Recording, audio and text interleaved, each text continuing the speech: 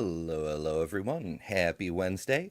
Today we are simulcasting. We've got Hey. the lovely Maya joining us today, and we're live on YouTube, Facebook, Twitter, and or Twitch, not Twitter, never Twitter, and Maya's channel also. So Yes. we've got a conjoined audience thing going on. So we may reference some or the other of you, and you may not see each other's comments. That's how it goes with simulcast. But just so nobody gets confused.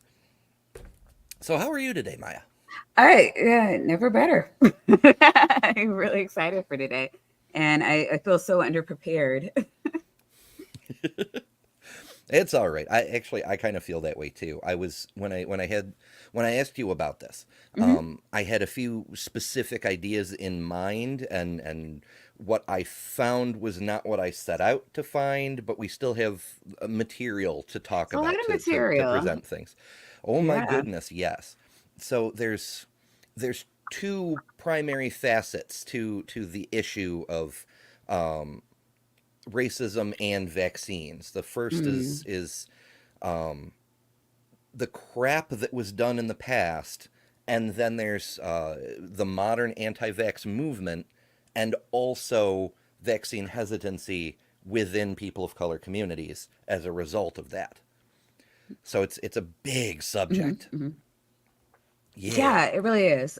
Huge. I remember having like in school, like a course. I mean, not a course, but like it was a big chunk of a couple of my textbooks because you have to know like the past because and the apprehensions of your patients and then to be able to meet their needs. um and I'm not a clinician. I have master's in psychology, but I'm not a clinician. But it is I do work in the healthcare field. um and a lot of what I'm doing is you know getting everybody on board with accurate information so that they're not I am really upset by the number of nurses that are regurgitating misinformation. I kind of feel like they should know better, but yeah, people be people. It's true. The worst part about humans is the humans. Indeed, indeed. So, what were you thinking? Well, I reckoned we might start out with a little piece that I found from CBC, Okay. which kind of explains a little bit about where we are now, and also mentions how we got to where we are, and then we can go all the way back and talk about the the first vaccines and all the issues surrounding that, and then kind of build back up to the present. Right. It seems fun anyway. Little time travel. Little time travel. Yeah.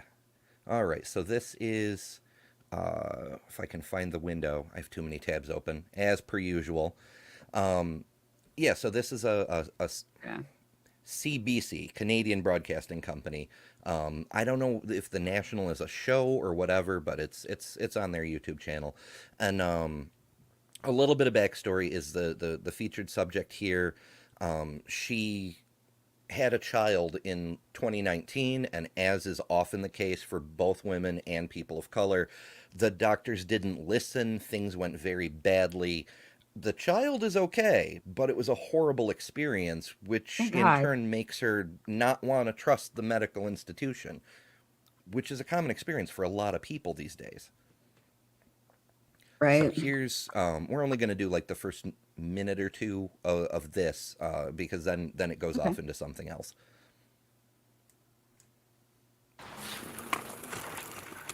I wasn't being listened to, my feelings, my autonomy.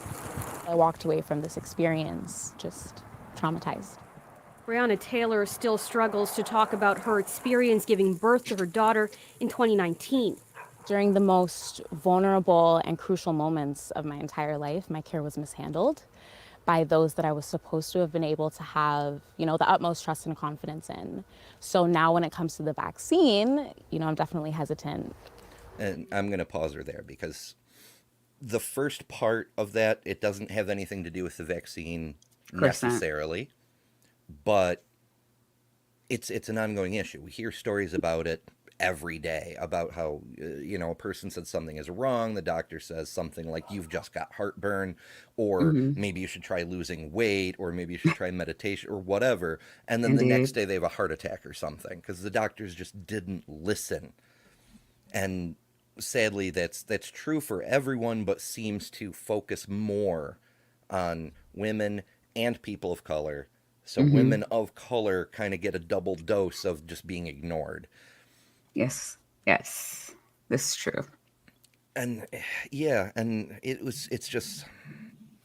it's a horrible problem in and of itself, but then when you come to the matter of a vaccine where it's people are trying to spread vital information to save lives, and so many people have these implanted seeds of distrust, but it's not just her personal experience that Right. feeds into this. It's more like a confirmation kind of thing. So Right. we'll carry on a little bit more with this story. The 20-year-old runs an Instagram page called Black Motherhood Collective. In a recent post, she aimed to shed light on why she and so many others are wary of the COVID-19 vaccine.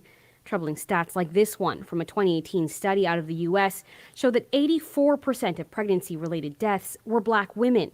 Anybody who And that is shocking because I can't think of any reason that I should be that way. Yeah, I was going to say shocking. Like, I mean, it's not shocking if you're always watching it, like looking at the numbers. It's horrifying, that's for damn sure.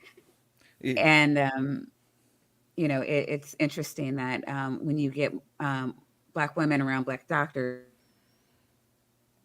those numbers do come down. And also money privilege is also plays a huge part in that. And but yeah, I mean, Black people and women don't get heard. And then there's also a lot of stereotypes about Black people and drugs. So doctors are less likely to prescribe painkillers to Black people because they think that they'll abuse them. Um, and I was surprised at how old the trope is about Black people not feeling pain. hmm. Um, but it's very pervasive. I crazy. Yeah, that's I don't know. it seems such a ridiculous thing to say, but it's out there. You would think, yeah, people are people, but when you're going back to like slavery, and you had a lot of doctors who, so you had slave owners giving doctors slaves, um, so they could experiment on them, and the doctors, they're very grateful, um, and so the doctors in turn are coming up with all these crazy eugenics to justify um, why slaves should be enslaved. We can get into all of that once we're like, I don't know, later. But part of that was, oh, Black people, they have thicker skin, therefore they can't feel pain. And, so there's, we can do all this stuff without Mm. anesthesia, um, because also we're animals. Yeah, but not even fully human. I think, what was it? Black people were halfway between humans and it's like orangutans or baboons or something like that. It's definitely like a couple steps below white people for sure. Yeah, I've hmm. It's troubling because I've still heard people, even pro science people today, make similar analogies. Like, why do people keep asking for the missing link? Yeah, They're still in Africa, and I'm like, surely you mean there's Lucy and Australopithecus samples, because you're not talking wow. about people living today, right? You realize we're the same species. We have identical skeletons. Like, what are you talking about? Doctors should know that, but even in their textbooks today, there's still like the pictures are of white skin. And so there have been instances where doctors just didn't recognize the same thing on darker skin. And the person was misdiagnosed and it was all downhill from there. It, Mm. Doctors are, like the rest of us, a subject of their own biases. And we need to do a better job of recognizing those biases and addressing them with medical professionals so that we can, not kill brown people. I think that would be nice. Yes, yeah, I very much agree. It's really disturbing. Like I know there's Yes. for a lot of people it's a non-issue because it doesn't affect me or a member of Yeah. another racial group or what have you. But I mean, if doctors have, even if for some reason you're a person who completely lacks empathy and doesn't care what happens to other people, you Hmm. still have to consider that a medical professional who's willing to just shunt one person aside may do the same to you for any reason or no reason. Or, a woman you love, because it's like a lot Hmm. of it is just like, oh, women like to talk, or whatever their bias is. I mean, we're just, not taking it seriously. And then, yeah, you get that intersectionality and, uh, Yeah, yeah, so you I, get these I black can, mortality rates. yeah, so I can definitely understand vaccine hesitancy in the modern era. Um, I understand the hesitancy, but which I also had too, and I do promote that. A lot of people were very concerned that the vaccine was, happening so quickly. You can actually call your doctor and ask the question. They would like that so much. My doctors, all of my doctors, when they're thinking about like changing something up or giving me, you know, hey, we're going to try this med, they're printing off things that I can read about the medication. And, if you have more questions, you can, read this, talk to me, go online. Like all of my doctors do this, but, um, and your doctor would too. You might have to probe a little more, or there's always the internet. And don't go to like vlogs. Um, there's like actual like scientific like places, and like if you're not sure where to go, like ask somebody in the science community, any of them. And if you're watching this stream, then you have access to them. Holy shit. Um, but yeah, watching a YouTube video that confirms your biases is not going to help you. yeah, as I'm often saying, when you pretend to have all the answers, you stop looking for the real answers, and that Right. goes double for our own biases and preconceptions. If we just keep confirming what we already believe, we're never going to learn where we're wrong. Exactly. It's very rough. Um, let's go on Yeah. with this a little bit further because I think the next speaker gives us a good segue into the time travel. Okay. Who has any sense of the history of the healthcare system and the Black community would totally understand why any Black person would be hesitant when it comes to the vaccine. While Black people may not be the only ones hesitant about the vaccine, they may be more likely to be. A survey by Ecos Research in December found 32% of racialized respondents said they would not take the vaccine, compared to 21% of non-racialized people. It's a weird way to do the survey. Like, what do they mean? I saw they had a category for indigenous that was even higher that they didn't even Oh, reference. But yeah. When I say brown people, I'm not just talking about Black people and Hispanics, like the indigenous populations. Holy crap. Um, yeah, it's bad. Um, but yeah, I was like, racialized people? What is I mean, that could be a couple of things. I'm not really sure what that means. yeah. I don't know. That may be a Canadian term. Uh, um, Maybe. who knows? But I'm gathering that we're talking about brown people, but I don't because the reporter specifically said Black Canadians, and it's in the title. Right. So I'm just going out on a limb and saying that's a euphemism for brown people. We'll go with that. But the stakes are high for neighborhoods like this one in Toronto's Northwest End. The predominantly Black and brown community has been a COVID hotspot since the start of the pandemic. One look around, it's not hard to understand why. Then they have to go to work every day. They're essential workers, many of them. Toronto's Black community has been hardest hit. Black patients making up a quarter of hospitalizations from COVID-19, the highest of any race group in Toronto, despite being just 9% of the population. And that's a thing that, God. that we observe in the United States as well during the height of the pandemic. It was inner city areas predominantly. I don't know the race Yeah. breakdown specifically, but we know those areas tend to be black people, Latinx folks, and other minority groups of that sort. Yeah. And nursing homes got hit really hard too, which affected a lot of the older white population. Um, but yeah, it got really bad. I remember what year is this? I think, let me see if it actually says. It says 2 years ago, 2 years February ago. 3rd, 2021. Oh wow. Yeah. So yeah, like height of it. Well, it would have been shortly. Yeah. Right. It was about a month after the vaccines came out, maybe a little bit, 5 weeks or something like that.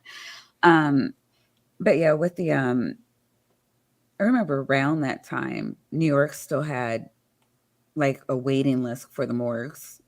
Like they had trailers that they kept bodies in, and like the funeral homes couldn't keep up with them. Hmm.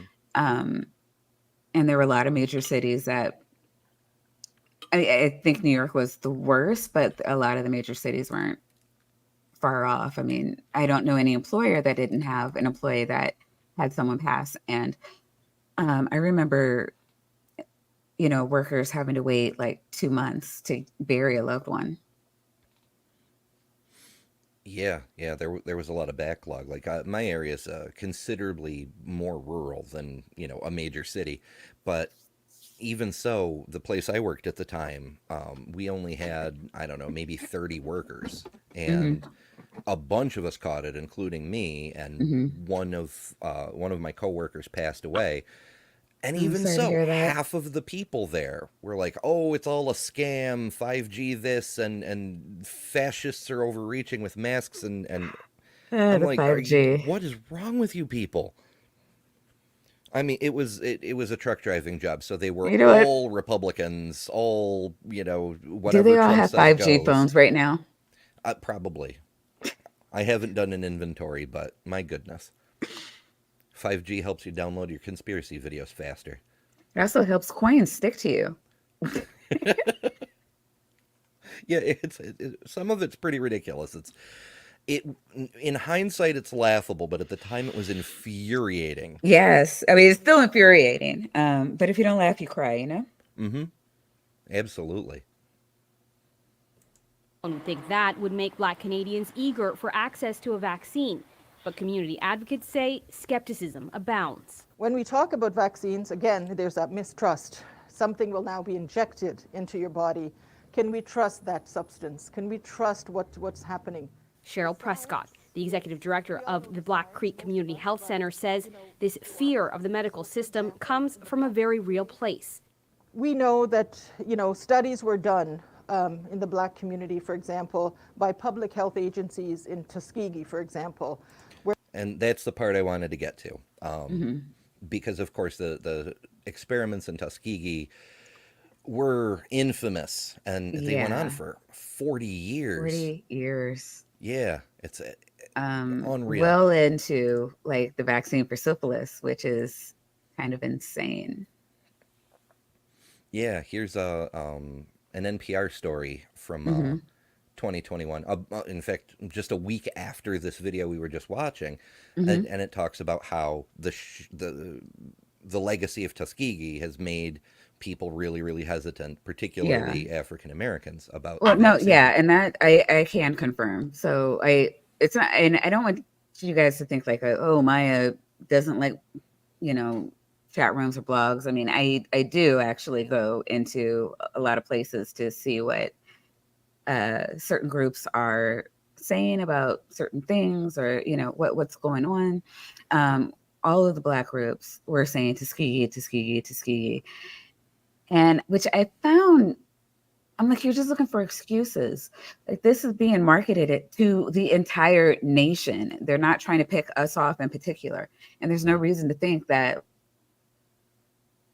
like you know, everybody else is going to be immune to it except Black people.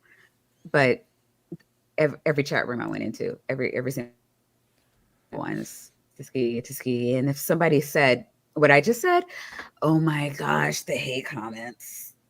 It was a lot. I mean, there's a lot of fear and a lot of Yeah, and propaganda. it's understandable, even though, you know, a person could rationally say, listen, you know, the white people are trying to get their hands on this vaccine too. Like nobody can get enough of it fast enough.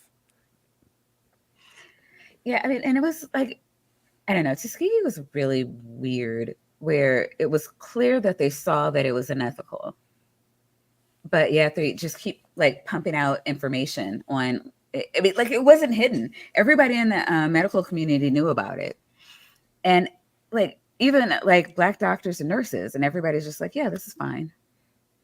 As you know, you're reading about people, you know, passing this on to their loved ones, giving it to their babies, going insane.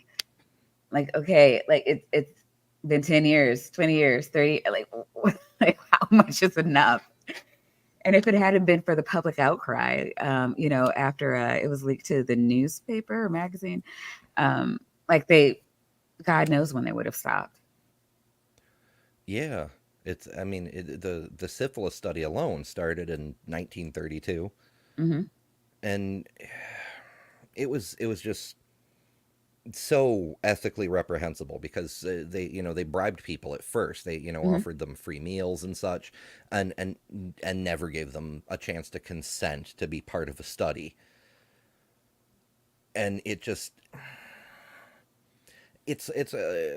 we talk about certain things now, like some people say with regards to trans people, we should get better data by taking one group and placeboing them in another group and Hmm. giving them, actual gender affirming care, Hmm. and we should just see what happens. But that we can't do that We can't do ethically that. No. because the placebo group We is already is know. We already know the yeah. placebo group is gonna like we have like involuntary placebo groups right now, just Hmm. you know, from parents that I don't know, don't understand things and don't want to listen to their kids. And like we have enough information to not have to do that. And it's yeah. I mean, and medical professionals are on pretty much lockstep with the treatment for trans people. It's Yeah, Fox there's News. That's not you know, because why miss an opportunity to kill a kid for views? right. Yeah, that's a whole episode in and of itself. The way Indeed. the propaganda mills are willing to let people die so they can get rich. Yeah. Like it's absolutely despicable. But it does kind of touch on this situation because with the, Hmm. the the syphilis study, they were testing out treatments, but they were also having control groups of people Hmm. who were just left untreated. And that's Yeah. unethical for exactly the same reason. Because, I mean, first of all, you have to consent to be part of an experimental procedure anyway, and they weren't getting consent. But then the people who were left untreated, Yeah. you're literally sentencing them to death. A really kind Hmm. of horrible death. And Yeah. I know a lot of I people, can't even think about it. especially on the right, don't want to talk about it because America's the best country ever. They don't do Yeah. things like that or bomb their own city just to fuck over black people or put Japanese people in internment camps. That would never happen in the United States. Except all of those things did You know, happen. or give involuntary hysterectomies, you know, to people of color because, you know, you're doing them in the Hmm. community a service. Like this wouldn't, Yeah, yeah. that's another thing that shockingly is still happening in some parts of the country in the Yeah. 21st Yeah. century. 2020. I just read an article on that. Like it is insane. And they, you know, I don't know. They think it's like a greater good because I mean, it's kind of insane to me that if you look over the history of how Black people have been treated since slavery ended, it's just been story after story after story, a city being burned down, and black leaders being ousted at gunpoint and replaced with white leaders, and you can't get ahead without your neighborhood either being broken up or cut in half by a freeway or whatever. And Hmm. then they will do things like this, to justification, like, oh, black people are poor and it's genetic. Like, see, it's all of them. They're just predisposed to be poor and ignorant and uneducated, despite the fact that we separated ourselves and aren't putting any money into their education system, and that which was happening at this time as well. It's just, black people are poor and ignorant, and they're just destined to be that. It has nothing to do with the fact that we won't allow them access to healthcare or, quality education or, and God forbid one of them, a group excels. We got to come in there and lynch the whole town. Hmm. And, which is also kind of interesting at this point. They also weren't letting black men be treated by white nurses in a lot of states. And, there's very few hospitals that had black nurses to treat them. Yeah, that. Hmm. But it's connected to the skin. Hmm. Oh, Yeah, and and remember, it's they were being treated for bad blood. naturally. Mm. And the thing that really twists my mind is that the early vaccines that both led to the modern anti-vax movement and the vaccine hesitancy stuff, it came from African people originally. Like, Hmm.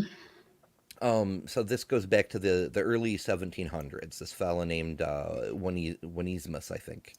Um, Onesimus. okay, yeah. Cotton Mather named him, so I don't know how the hell to pronounce it. I don't know where the name came from, but I've heard it a few times. Yeah.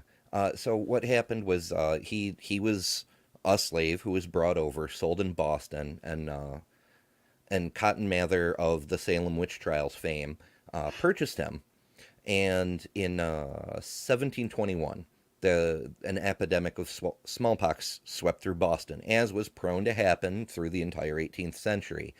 But Onesimus, you said? Onesimus. Onesimus. I'm so bad with names as it is. I may get it eventually. Yeah, He knew maybe. about a practice that African medicine had developed, uh, Hmm. similar to attenuation. What did they call it? Right. Virulation, something like that. Oh, you know what? Yeah, I think I wrote it down because I was just like, I know there's a word for it, and I can't remember what it is, and now I can't remember where it is. Yeah. It. Oh, variolation, Variolation.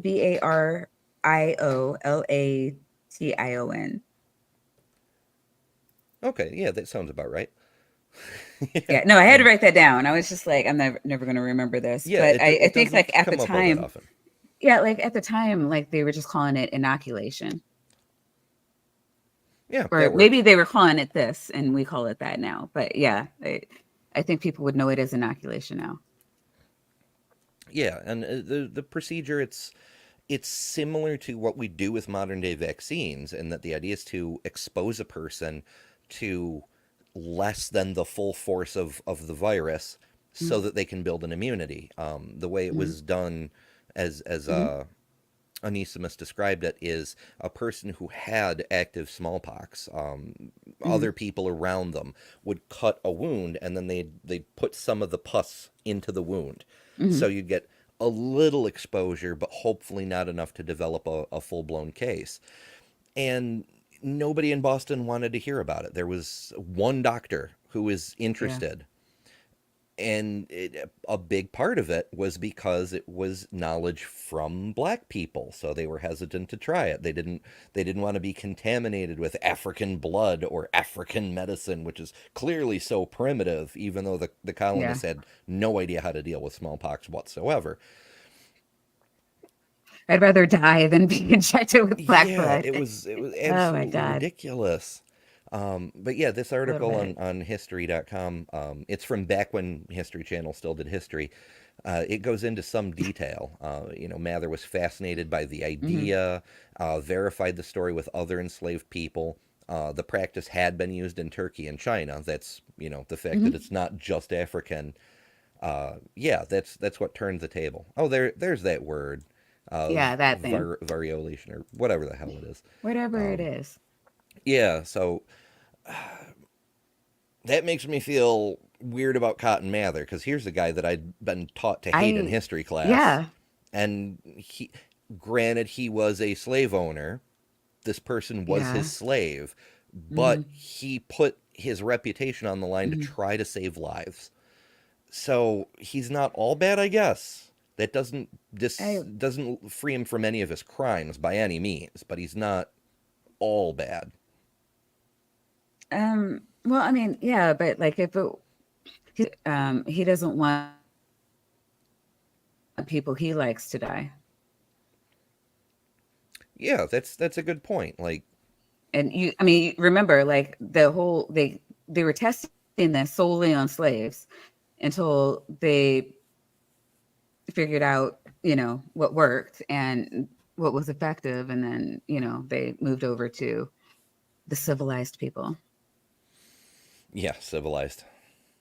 The people who were murdering the indigenous population as fast as they could and were trying their best to enslave an entire Left, continent. right, and sideways. What's that? And you get a genocide. And you get a Yes. genocide. Yeah. Yes. Yeah. Those are the civilized Yeah. people. Yeah. Those are the civilized people. Yeah. Yeah. That we have to protect Your audio from keeps the savage black cutting in people, and the out. savage Indians. And oh, sorry. I might be I don't know. My internet's being weird today. Fun with weird But internet. yeah, just let me know if I'm being weird. I mean, we're kind of always being weird. It's a thing we do. But Right. yeah, It's the yeah, thing I do. absolutely. But the 1721 outbreak gave I guess Boylston was the doctor, the only Mhm. physician in Boston who supported the technique. They with that 1721 outbreak, the epidemic hit about half of Boston's residents. So Boylston, he believed in this so much. The very first person he inoculated was his own son, and then his own enslaved workers, another slaveholder, but given what we're working with, he's protecting the people closest to him first, and Right. then when he sees that Mhm. works, he eventually inoculated 242 people. It wasn't Mhm. a perfect technique. 6 of them Yeah. died, 1 in Yeah. 40, as opposed to the 1 in 7 who died in the general population. Yeah. In total, it killed 844 people, which at the time was 14% of Boston's population. And I mean, that's, for a time before public health, that's actually pretty good. I mean, stats yeah, for I'd take those treatment. odds, you I know? mean, 1 in 7 versus 1 in 40, like that. Mhm. Yeah. I mean, yeah. Like, Yeah, two and a half yeah. percent chance of fatality as opposed to the full running disease, which is more than 10%. Hmm. It's not good. It's very not good. Yeah. George Washington talked about his experience with smallpox. He actually survived it the hard way, and he was Right. out of commission for like a month, and he had a very mild Yeah. Something case. like that. Yeah. But yeah, in 1796, they did develop a vaccine based on cowpox. Hmm. So the smallpox vaccination became mandatory in Massachusetts. However, people never got over the fact that this came from African medicine, that it started with enslaved people. And so even when they had an Hmm. entirely different vaccine, there were people who were very, very hesitant to get involved. Let's see, I have an image for that around here Yeah. Kind of somewhere. like the anti-vaxxers that, I can't get the vaccine because all of them were, tested on aborted fetuses or something. It's something crazy they say. And I'm like, gotta be kidding me. Yeah, there's I honestly don't think that they think they can die. it's it's possible. A lot of people have it's not the immortality complex the way some people describe it. It's a sort of a survivorship bias. Like you see it in wars a lot too. When people get all gung ho to Hmm. go sign up for the military, Yeah. they think, the death is for other people. The heroes live to tell the story. It's not as bad as people say, yada yada. And there's, living war veterans to tell the story to further cement that perception, to create that bias. It doesn't occur to people that there's a Hmm. selection bias in who's telling the stories. The people who died obviously aren't around to tell their stories. Right. Right. But there's a couple of versions of this cartoon with smallpox at the bottom and anti-vaxxers leading people right off the cliff to go die in the smallpox. I love it. In this cartoon, the first dude is just the anti-vaccinists' lies, ignorant people. But they made a point to include bigots, people who are just like, oh, that comes from black people. I'm not. No, it's not touching me. And then you've got the careless people and the innocent people, and the anti-vaxxers are just let's Yeah. go off to Just die. Pied Piper. Yeah, precisely. There's another version of that cartoon around here somewhere. Maybe Did it come out 2 years ago? Because that is spot on. Nice to see they right. haven't changed. Yeah, it's exactly the same as it was back in the day. Yeah, 300 years and nothing's changed. We're right on. Yeah, yeah. I'll just pull up the image from my folder thing, and if it wants to open, it may not. You never know. Technology doesn't always want to cooperate with us. Anytime I now. have been there. I'm just not allowed to open my images today, I guess. All right, now we're Tech getting progress. demons. Okay, so here's another one. This is from I think the 1920s. Hmm. Smallpox still an issue. We Hmm. hadn't wiped Hmm. it out yet. Now the cliff is labeled misinformation, and you've got anti-vax and vaccinationalists or something. But yeah, anti-vaxxers, and Yeah, I can answer right that. on his forehead is plastered a paper that says his blindfold says prejudice. So it's still fundamentally rooted in I don't want anything to do with this black people Hmm. technology. Even I know in the 1920s they were trying to, because they were still testing on black mhm. people. Um, and I know they were trying to keep it hush hush because, obviously they wanted the white people to live. But yeah, I mean, it was really crazy to hear how a lot of the major cities forced the requirement of vaccinations. Yeah, that's just like the possibility of vaccine mandates today. That's been going on since before the United States was even the United States. Like Yeah, but you didn't have like police like um what do you call it? Like sectioning off neighborhoods, knocking on doors in the middle of the night, ripping, children out of their mother's hands. And I it's a little different today, that's all I'm saying. yeah, you'd think in the modern age things would be getting more civilized, and in some ways it has been. Like as a for example, more people have the vote than ever before. Hmm. But there's other ways where things really haven't gotten any better in hundreds of years, Yeah. and other areas where they're a little bit worse. That's very disappointing. I expect better from you humans. Um, I mean, you have to fearmonger for votes. I mean, how else are you going to keep up this quarter's revenue? yeah, yep. We're making this the next quarter. That's all that matters because if we don't set a new record profit, then the board will vote us out and put somebody else in our place, Yeah. and we'll only make that $150 million golden parachute or whatever. Yeah, if I can't keep my bank account as high as possible, how is everybody going to know that I have the biggest dick? Right. I have to win capitalism, so my dad will finally love me. It's like what the fuck? Priorities, you know? But yeah, it was a mandatory vaccination was an issue during the Revolutionary War. Yeah, Um, and I'm glad he did it. Like, we probably wouldn't have won that if he hadn't. mm-hmm, absolutely. So yeah, it's this article. It's another one from history, obviously. Hmm. Um, yeah, during Washington had smallpox himself in Barbados. Hmm. Washington was responsible for a lot of stuff, but that's a whole other show in and of itself. So, But yeah, right. that was when he was 19, Hmm. if I can highlight it properly. Uh, yeah, so he wound up getting his was strongly attacked with the smallpox was the last thing he wrote in his diary for 24 days, Wow. and that was a mild case.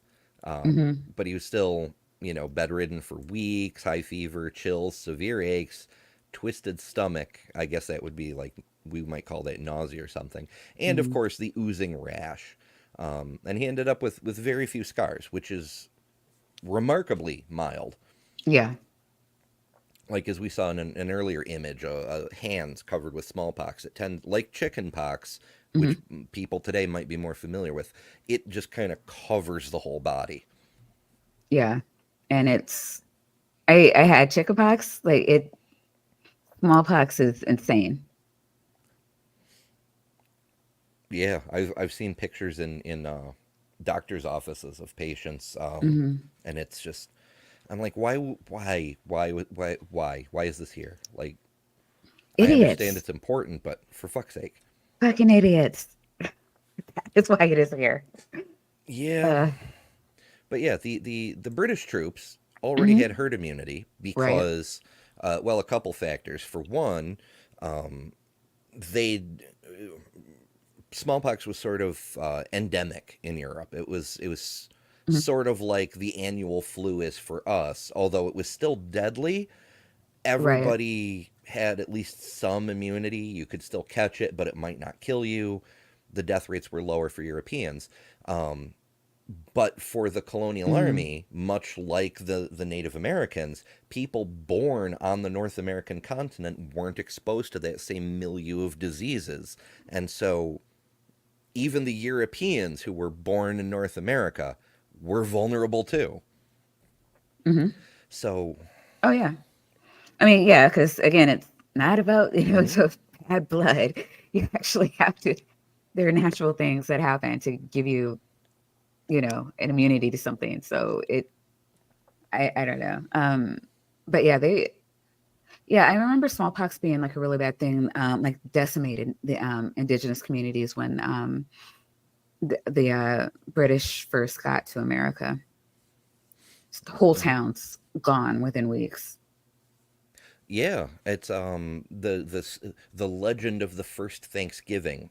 Mm, Squanto. One of the reasons that yeah. he sought out the Pilgrims was because it doesn't make it into the mythology because it's less happy, but he got taken to England to go talk to the court and do all that happy crap. Oh, look, a native of the Americas, whatever. While he was in England, his entire tribe got wiped out. I'm not sure if it was by smallpox or another disease or whatever, but when he returned to his home, there was no one left. And then the pilgrims showed up, and he was Right. like, hey, you want some help I figuring out how to guess. plant things? Right. Like, what else have I got to do? Like, Yeah, oh my gosh. Yeah, it's insane. yeah, absolutely. I read, I mean, I don't know, every Thanksgiving I try to read something. Um, and it just, there's never a happy story, Yeah, the whole New England situation was just problematic from top to bottom, top to from bottom. wiping out natives, taking advantage of the natives they didn't wipe out, the land grabs, the fact that slavery was a thing there. Like everybody likes to make out how the North is above slavery. We're not like the No, South or anything. No, no, no, no. no, no. In the 18th century, Boston was the slave capital of North America. It's like every horrible thing you can think of happened in New England. The Hmm. Salem Hmm. witch trials is just one shining example. Yeah, yeah. It's just it's beyond awful. But hey, American history, best country ever, yay! Best country ever. Yeah. So yeah, Washington had his army. Hmm. Another smallpox surge in 1775 swept through Boston and the Northeast, and Washington knew that smallpox was gonna fuck up his army. Yeah. Well, and remember, I don't know if it says it in here, but it was also hindering enlistment because people knew that, like, they didn't understand, like, what do you call it, pathogens or anything like that, but they did Hmm. know that if I'm next to somebody that has an illness, I will get the illness. Um, and so it was like really screwing with their ability to enlist people, which also helps you not win a war. So like he had to do something. Yeah, yeah, because this was I believe it was before Pasteur had even come up with germ theory, so they still didn't even know what the hell caused things. They just knew Right. the inoculations helped. They got better results. Icarus sent Oh God. a link. Yeah, these are the kind of photos that you sometimes see in textbooks, and it's similar to one that I saw in a doctor's office. And if I remember correctly, these were twin boys. One of them, for science, got inoculated, and the other one got smallpox the regular way. And that's like the control group experiment kind of thing. Mm-hmm. It may not be this photo specifically. I know there's a photo like that, but it's just Mm-hmm. shit's absolutely crazy. Um, Yeah.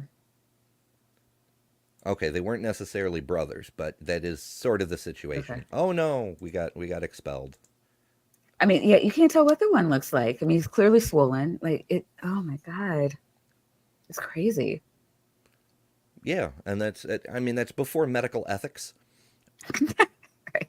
Like, I I mean, mean it's nobody seriously. like to talk about medical ethics during like this period when, Yeah, but that's why we take yeah, medical ethics so seriously now, because without it, yes, this is the kind of shit that doctors did. yeah, it was nuts. They'd be like, "Oh, we'll just expose an unvaccinated person just to see what happens by comparison, and if they die, oh well." Yeah, but I do remember in Europe when they were trying to find a cure, like they were testing on like orphans and slaves and things like that. No marginalized population goes untouched. Yeah, absolutely. That's a big part of political strategies today. Is the usually there's one side of the aisle that's trying to fight for equality for someone, trying to expand civil rights, and then Hmm. the other side is punching down on any group that they think doesn't have enough clout to fight back. Yeah, and it never ceases to amaze me how many people just, you know, jump in solidarity for billionaires.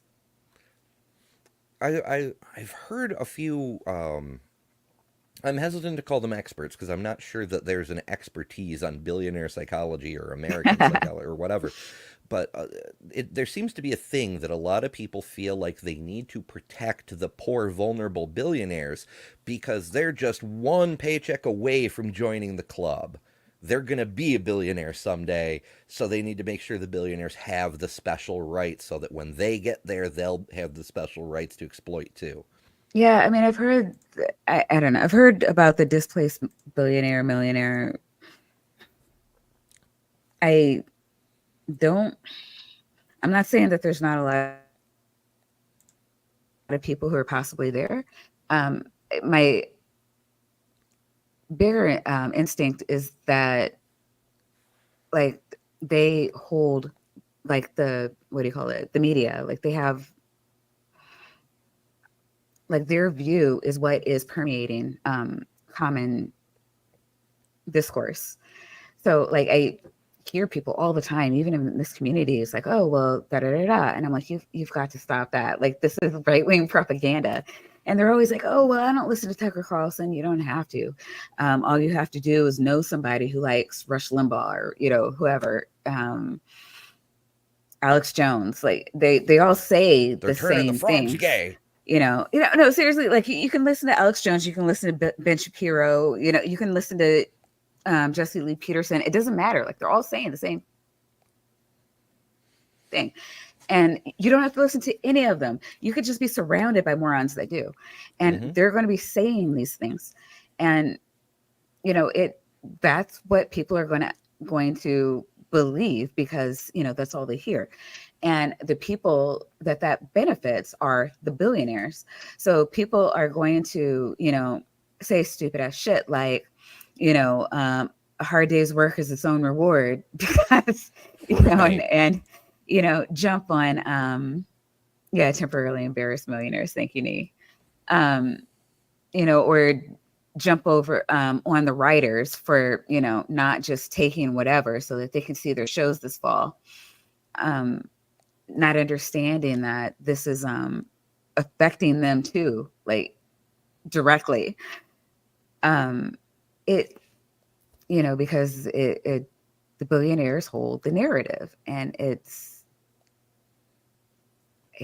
shocking that you can't see that people don't or won't see it. But a lot of the propaganda, a lot of this like anti-vax stuff that you're bringing up, it's all the same thing. It's foolish people believing what they want to believe and not looking into what's actually there.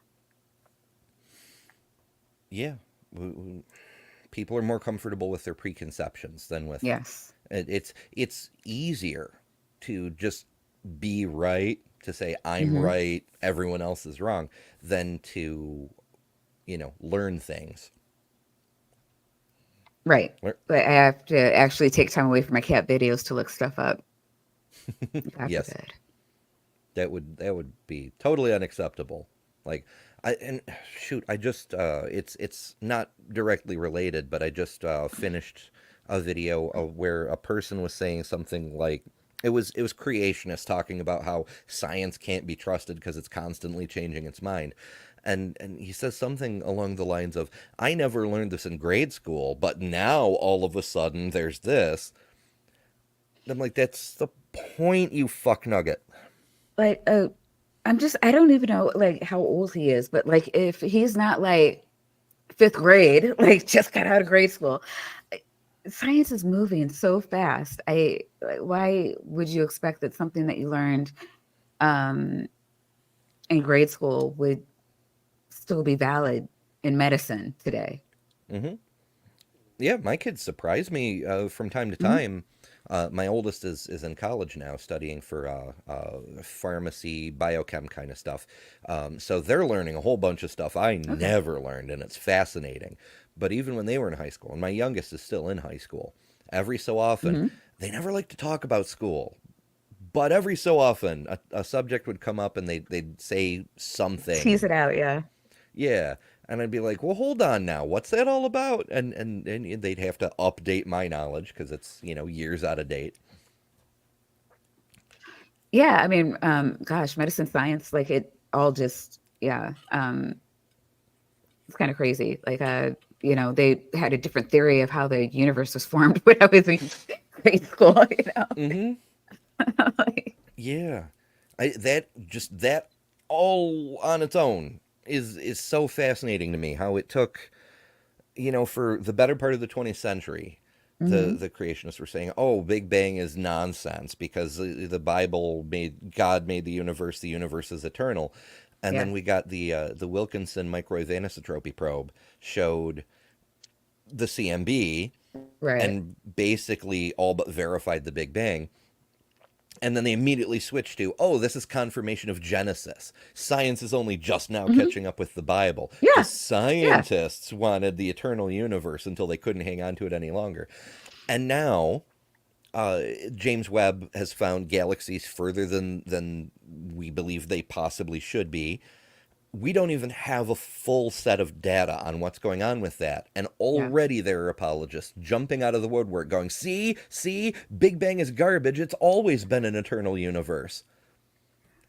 Like, What? no matter Why what would it that is. make sense? Like the Bible says in the beginning, which is a bad translation of what the original text said, but like everybody holds on to that in the beginning. The Big Bang, finally, the one theory that finally gave them a beginning, and yeah, they keep just jumping all over, which is insane to me.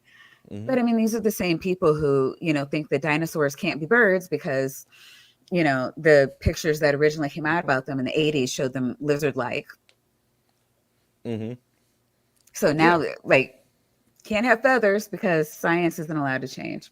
It is, Yeah, they're just we weird can't to learn me. more than what people knew at the beginning. I saw Doc Dino in the chat earlier. I don't know if he's still around, but yeah, the dinosaurs turning into birds is one of his bigger hobby horses.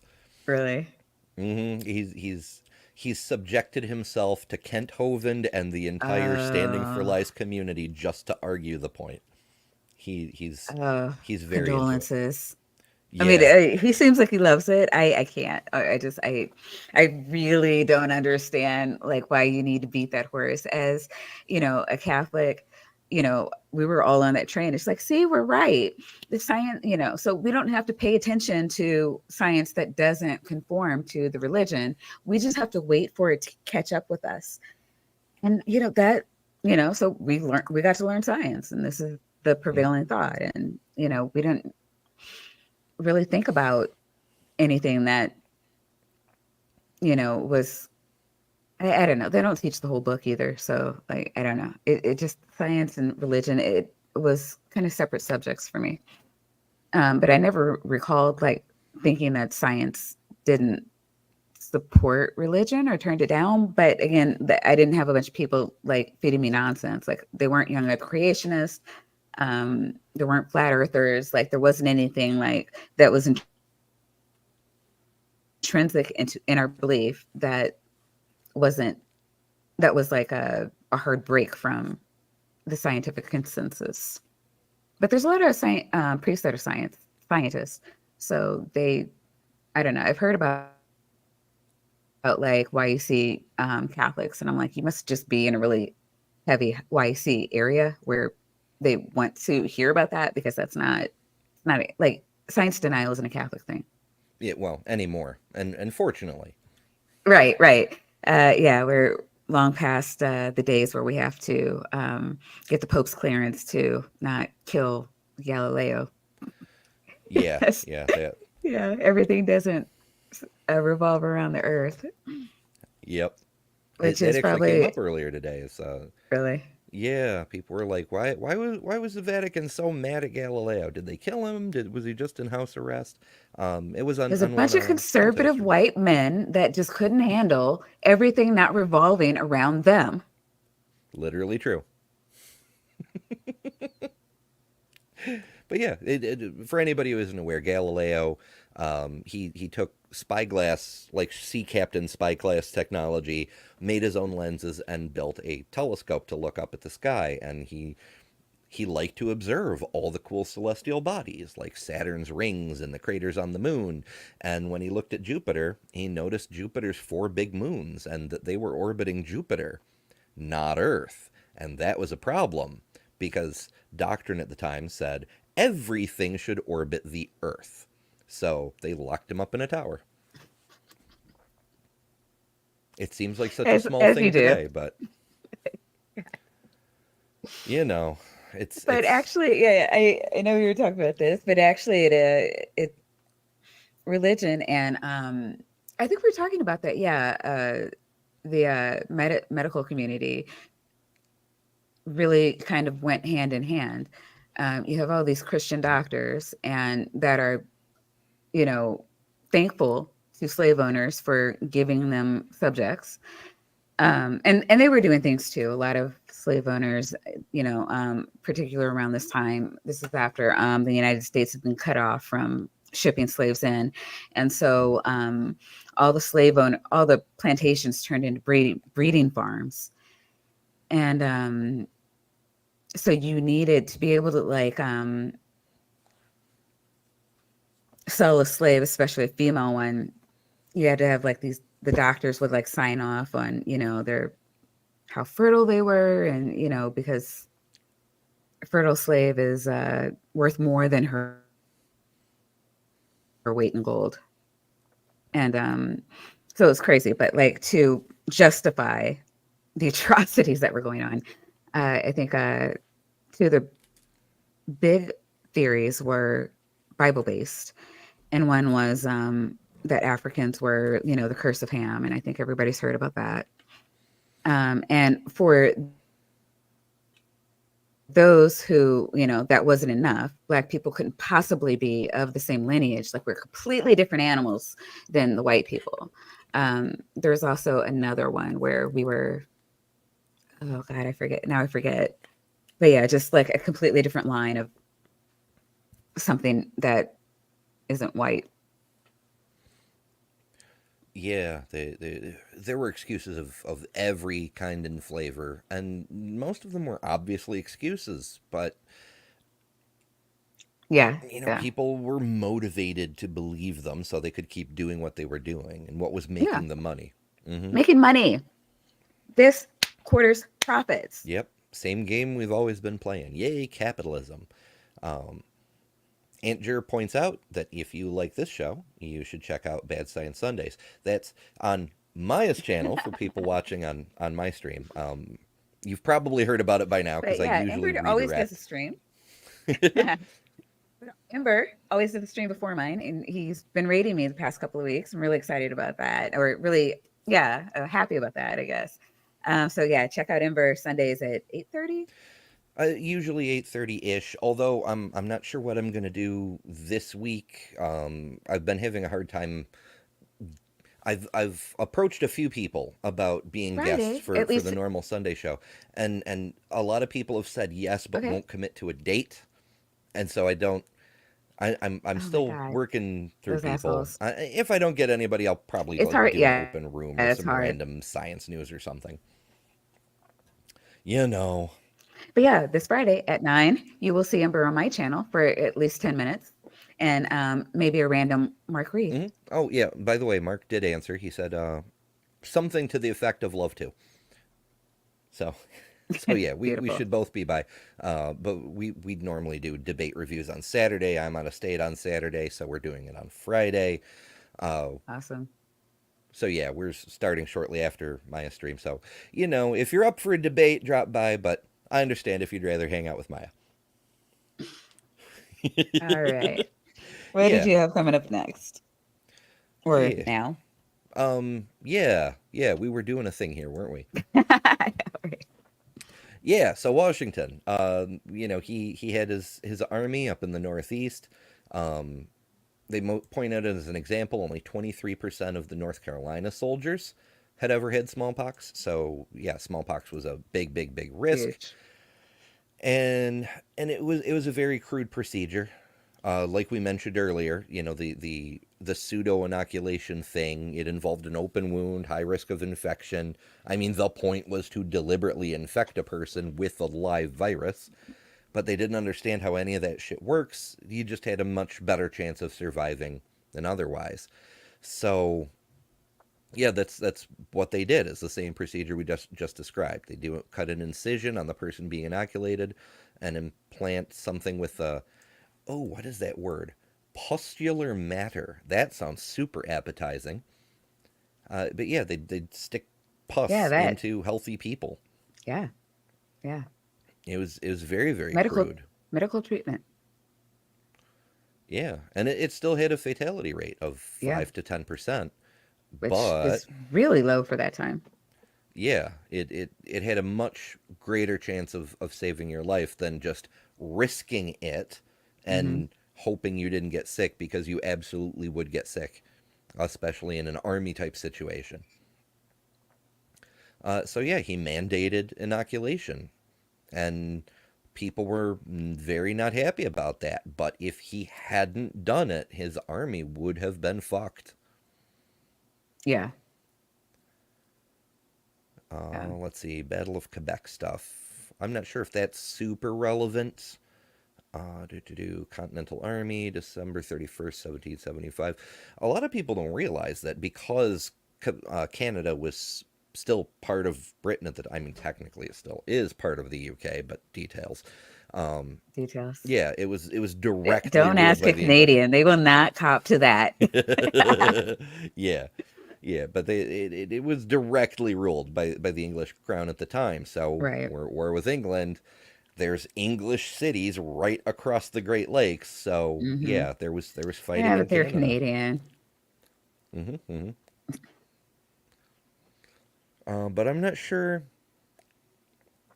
Oh, biowarfare. That's another thing. Uh, Deliberately sending sick soldiers and civilians to infect the revolutionaries. mm-hmm. Mm-hmm. Which I mean, it's horrible, not to be commended in any way, shape, or Yeah. form, but it's also kind of the comeuppance for the colonials with the whole let's send smallpox infested blankets to the natives. Yeah, that's usually what I think of when I see that. It, uh, But yeah, a lot of people still use that whole forced mandated vaccination, mask mandates, any kind of mandate. Oh, but my freedom, my like freedom, yeah, my it's freedom to kill other people. Like that yeah. is not. But it goes on for a while. Hmm. Oh yeah, Valley yeah. It's Forge, Valley Forge, of course, we've all heard about how that was a horrible, horrible winter, and on top of that, they're recovering from inoculation and things, and it's just,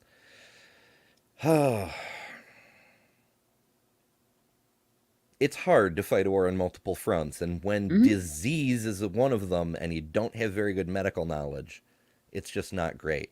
Yeah, But that's where things get started, right back to the foundation of the country. The yeah, first cures or preventatives for smallpox come from Africans, were tested on Africans, and the white people didn't want anything to do with it. And then along comes Washington and fighting for freedom, but forcing inoculations. hmm, So people are not happy about that. So we've got racism, we've got, anti-government stuff going on. And at the same time, we're already starting to experiment medically on hmm. African descended people.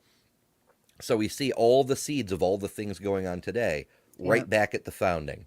Founding of country. Yep. Yeah, and it's just not great. Um, Shoot, I thought there was an article here. I guess there is. This is from the picture is from 1903. Hmm. So this nonsense had been going on a long, long time. Yeah, and that actually was right before the Supreme Court. Well, 2 years before the Supreme Court weighed in on, you know, forced vaccinations. This is fine. Yeah, they didn't want to touch it with a 10-foot pole, and I can understand that. It's shirking their duty, but I can understand why they wouldn't want to. Well, I think what did they say? That you don't want to do it for every little thing, but they likened it to protecting the people from a foreign invader, and so that's why it was deemed necessary. And like there have been a couple of people who've tried to go through this Supreme Court, like the people that are serving now, and they won't even take the case. They're just like, no, we said it in 1905, we say it now. Like you've, you know, this is fine. So I mean, it's been interesting though.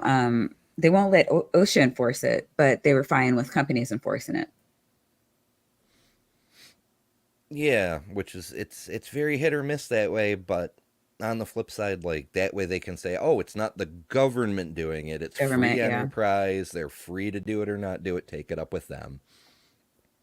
Even though, the They average really, I American, don't know if you know this, but the Supreme Court really loves I businesses. I have heard that Like they rumor, yes. love businesses. Um in fact, they were more keen to give corporations citizenship status than they were actual living citizens.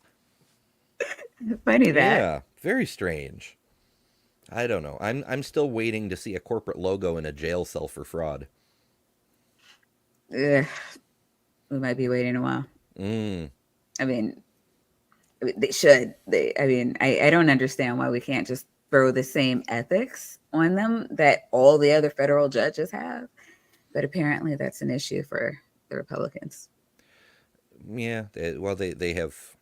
Anytime you say the word that, it's kryptonite. Ethics is kryptonite to the Republicans. You even mention it, and they're going to try to get out of the room. Like they'll melt like Rudy Giuliani, or they'll go run to Cancun like Ted Cruz. It's just it's terrifying. Yeah, Republicans love corruption like Kanye loves Hitler. Oh, jeez. That's it. It's funny, but it's also sadly true. Apt. Hmm. But yeah, yeah. Not the Yeah. same. Yeah, and that's not to be super partisan. There are corrupt Democrats, and the left is not Oh like yeah. all wonder bar Jesus is here. Oh God, kind of. no. No, No. no. You're never gonna hear me They're say horrible that. too. They're not. They're Um, just horrible in different ways that are less disastrous to the average person. yeah, ways that don't try to take our freedom away fascistly. Yeah, that's a plus. And No, I'm sorry. maybe Go ahead. maybe the environmental concerns, like that old cartoon. What if we do all this work and clean up the planet for nothing? Oh Or no. my favorite is like, how are we gonna pay for all that? And I'm like, yeah, we should all die with a balanced budget. That makes sense to Hmm. me. Yeah, That's a I'm sure. popular one though. Yeah, I mean, and every time somebody mentions anything about budget, I just Yeah. kind of, the military budget just pops into my head. I'm like, I why mean, like though? if we cut it in half, like the military would be no different, but we could all have health care. Yeah, and don't get me wrong, Free, soldiers don't free get treat. paid enough. No, they don't. I mean, yeah, I would love it if they take any of that money and invest it into the pay of soldiers, but that's not happening either. Yeah, it's your average enlisted person makes considerably less than minimum wage, Hmm. and it's not the personnel in the military that's doing the whole budget thing. It's the big expensive operations, the constant wars, the more bombers, more nukes, all of that crap. The private projects, like Yeah, Beck just pointed out, the Pentagon misplaces $1 billion these every year. places. Yeah. We don't know what happened. Hmm. Like I'm sure, yeah, it's not with any of these government contractors. That's just crazy No, talk. no, that couldn't possibly be. Ay ay ay. It's just there's so much wrong with this fucking country. I just say. All right, so what's this old story? Okay, yeah, this thing here, this is from the same newspaper as the cartoon up here from 1903, Hmm. and it says people who have failed to get vaccinated are still keeping the municipal hospitals supplied with patients and keeping the borough's expense account at a high figure. These are the people who have made the hospital for contagious diseases necessary. Some of the unbelievers in the virtue of the vaccine theory, remember, it's still a theory, because Pasteur like happened just a few years before, Yeah. have paid a high price for their skepticism, but for all that, there are still some disciples of the anti-vaccination cult in the borough. It is the same old story. The people of Sodom did not believe in the fire story until they had been caught in the blaze. And it's Pottsville, February 11th, 1903. Miners Journal of Pottsville. Interesting. Yeah, I mean, it could have been written yesterday. Hmm. It's been the same thing all through history, Hmm. as soon as it started, and that's sort of what we've been driving at this entire show is Hmm. the anti-vax movement is the same anti-vax movement as back in Boston and Cotton Mather's day, where the fact it was African in origin was a major factor. That's why they didn't trust it. Anti-vaxxers today may give you different reasons. They may not realize the shit that's coming out of their mouth comes from a racist source, Hmm. but it does, because this movement Yeah. has been continuous all the way back. Hmm. And that's just part of it. I mean, obviously anti-vaxxers has been a thorn in our side as a society this entire time, but Yeah. that's just one prong of it. On the other end, you've got the medical malfeasance that is, Idiots. it's giving people justification to not trust medicine, which, even if you don't believe in medical ethics, even if you don't care about people who might be hurt by being test subjects without consent or anything, yes, they still should have considered, once people found out about this stuff, that it might undermine the trust of medicine, which it did and continues to do. Yeah. Like, people just don't think of the damn It. consequences. Yeah. It's. I don't. I don't think they really thought that people would pay attention back then. Like a lot of stuff was going on. Like again, psych major. Um, there's like crazy unethical shit in our background. Um, and like it's kind of where ethics came from. And they were like, oh, you mean we should not traumatize kids? It's insane to me. That people just it, it's I want to know, and I don't care what the cost is. And this group is marginalized, so I know nobody's going to care about any of them going missing. So, you Hmm. know, I'll lure them with whatever, or just take them. And I mean, it's just I don't know, so insane to me. Yeah. Here is an article from The Atlantic that talks about anti-vax stuff back in history. This fellow named Alfred Russel Wallace, who was a prominent scientist and natural selection theorist. That's what we called evolutionists back in the day. He wrote against mandatory vaccination back in 1898. He said vaccines haven't been tested, they're not safe, they're being rolled out for personal interest. He cited statistics from the newspaper at the time, Mhm. showing deaths from vaccination from 1881 to 1895. 52 individuals a year died from Mhm. cowpox or other complications after vaccination. And he pointed to those deaths to assert that vaccination was useless and caused unnecessary deaths. Well, I Even mean, like, though, even at that time, there were statistics showing that the number mhm, of deaths was significantly reduced. mhm. Yeah, I mean, it's like 52 people died as opposed to like the 500 last year. Like, we could put that in perspective. But also, at the time that he's writing, medicine was not regulated. Hmm. So companies were allowed to do whatever they wanted to do. And so you had to hope that you were getting a good vaccination because, like, what would the common man know? I Yeah. mean, I am on the fence about this. It depends on who his audience is. Yeah, sadly there are points to be made. Like, it's not as cut and dried as it is today, but even today, that's Mhm. still an Well, issue. yeah, There was you still have a story that, doctors, like, yeah, on YouTube, spouting nonsense. but I mean, even fake vaccines. Mhm. There was a story that just came out.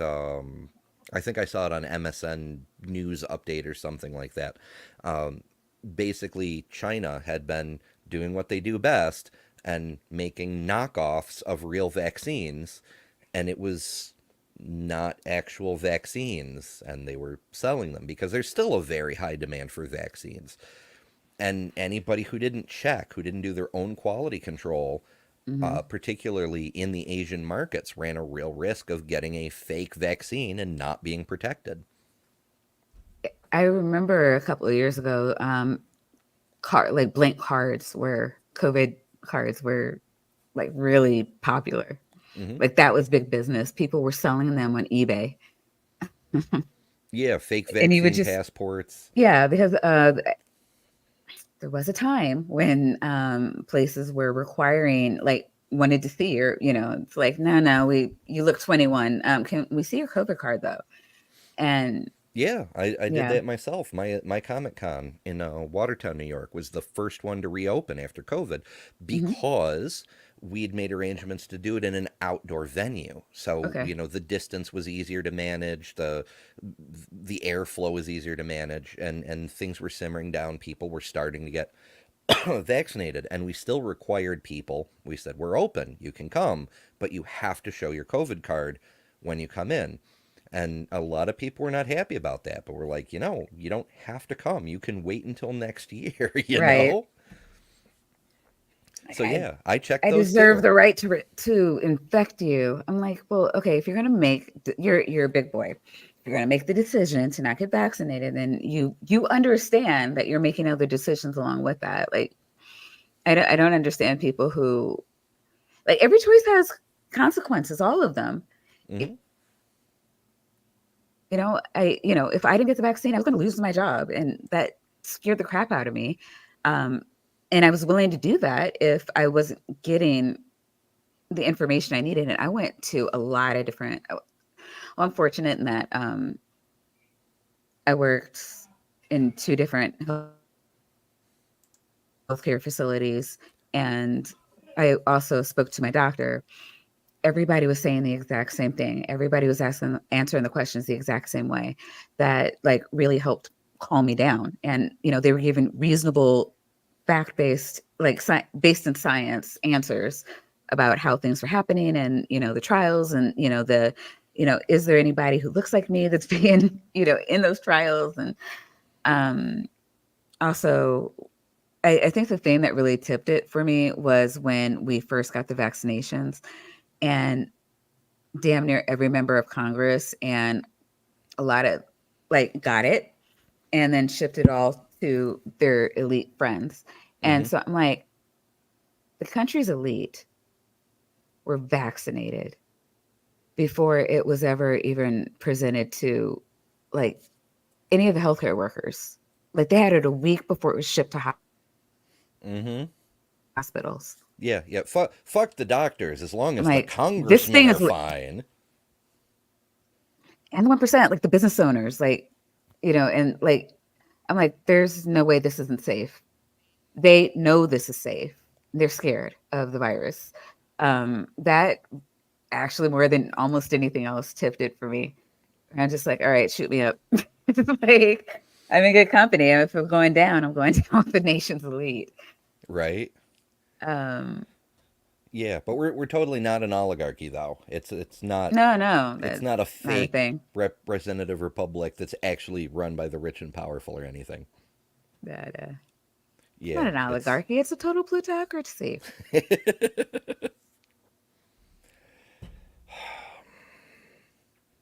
I don't know about this country sometimes. I don't know about the people in this country sometimes. I mean, there's a lot of good people that make me still have hope, Hmm. but there's a Hmm. lot of really horrible, self-centered people who don't care if the world burns as long as As they long as can they're make next fine. quarter. Yeah, yeah. Well, I mean, there's a lot of, like, not, there's a lot of common people that are on this, like, fuck you, I got mine train. And Oh yeah. I'm Yeah, like, that's I sort of that's half of the don't culture these days, understand it how you seems. don't understand how dominoes fall. No, But no, I'm sorry, I'm getting no, off on my, they never taught that you class know, in school. right? Well, I mean, it took me so long to figure it out because, like, I didn't even believe it. I'm like, what do you mean they just want money? Like, we made this shit up. Like, they could have it, like, they have more of it than they can possibly spend in a lifetime. Hmm. Like, why would they just want to amass money? Like, it made no sense to me. I mean, not that it makes more sense to me, but, like, at least it sunk in. And as crazy as it sounds, it's just like, they're legit willing to see the world burn so that they can have more money. And we're just letting it happen. Yeah, and half of us are encouraging it. They're cheerleading them on.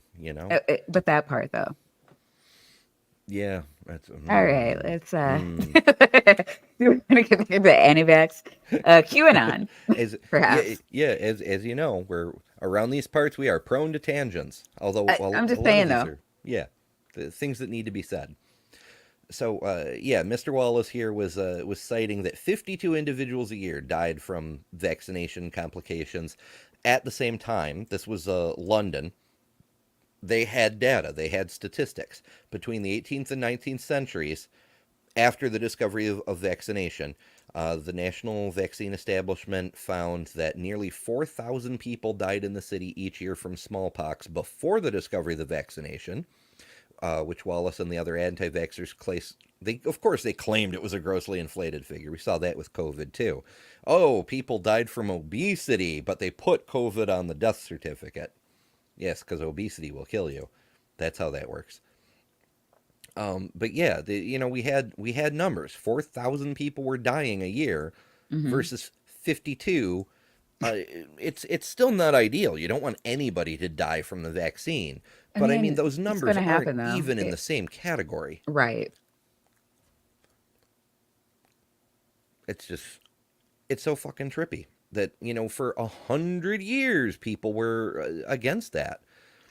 I mean, Um, that's just so amazing that we had all of that before we had like a public health agency like on that face of the planet, and doctors like at this time are like kind of winging it, and that they like mhm. knocked down the deaths to that extent is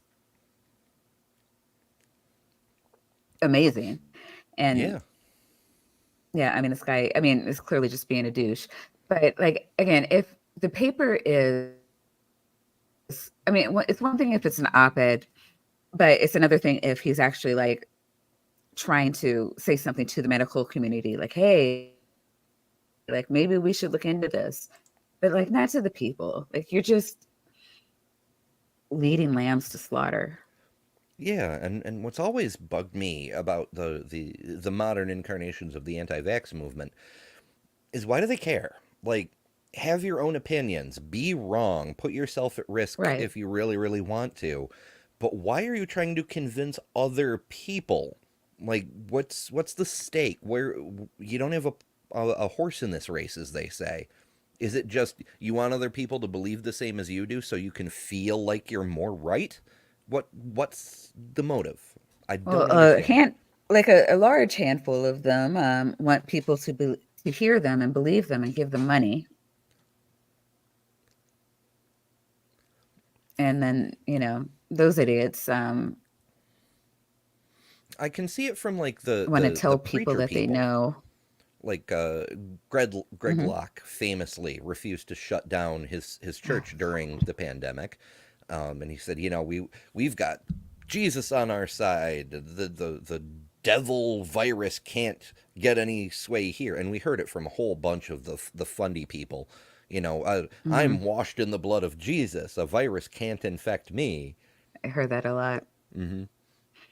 I mean, it's one thing if you honestly believe that, which a lot of his adherents do. Greg Locke, I want to hate him, but like he's just a special kind of stupid. Like, he's not like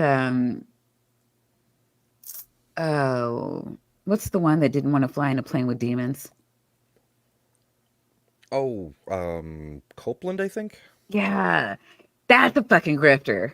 Hmm. He knows what he's doing. I honestly believe, like I watched Telltale a lot, and Hmm. he is, yeah, in love with Locke. And the more I see of him, the more I think he's just like sipping his own Kool-Aid. Yeah, I think a few people.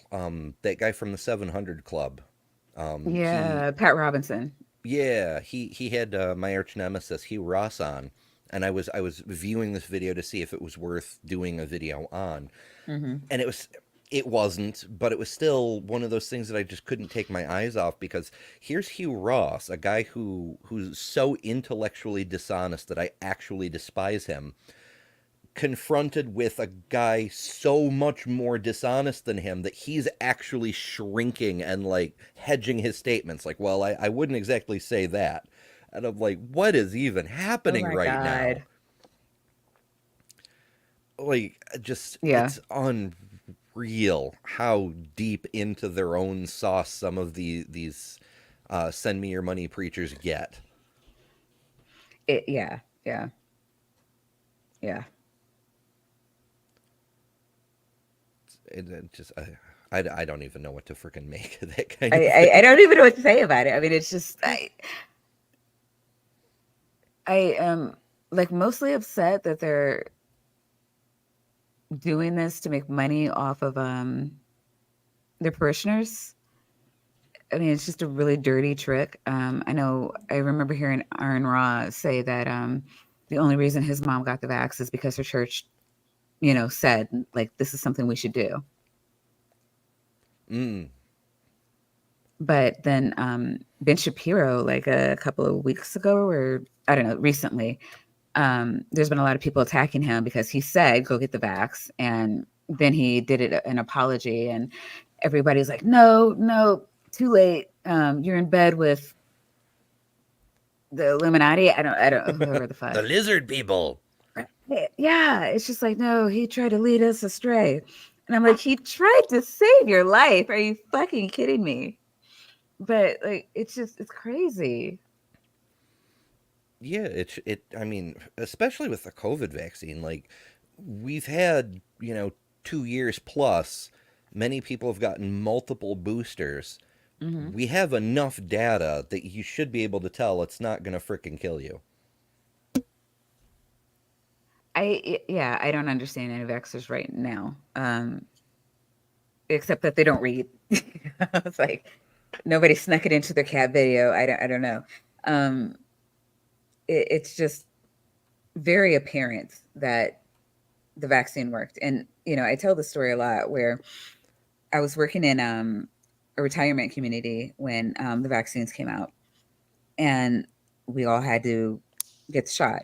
And I saw people go out with their children, their spouses, like breathing in their face, had to take them to the hospital, buried loved ones while they were taking care of them, didn't even test positive for COVID. Um, and then with the first booster, which I think the Omicron, people were testing positive but had no symptoms. And then with the bivalent, people are having very light symptoms, like they're saying it's like it feels like they have like maybe a summer cold or allergies.